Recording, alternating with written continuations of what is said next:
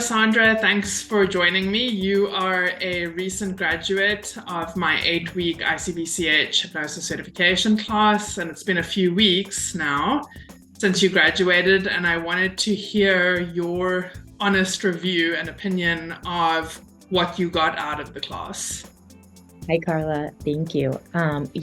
We just recently graduated, and I could not be more thrilled with the results and the knowledge that I now know. Seeing the speed and change just in my personal life has really motivated me to continue this journey and learning all this knowledge. I am so grateful for all the resources you gave me and the tools that I will use forever. Yeah, it was an amazing course. The people that I met, the stories that I heard, the insight and knowledge I can apply to any situation in my life. And I really saw benefits and improvement, and I continue to each day. Awesome. What advice would you give for people that are thinking about taking the class, if any?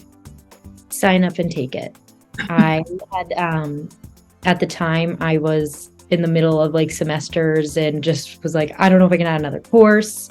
I don't know how this is going to play out. And it played out perfectly fine.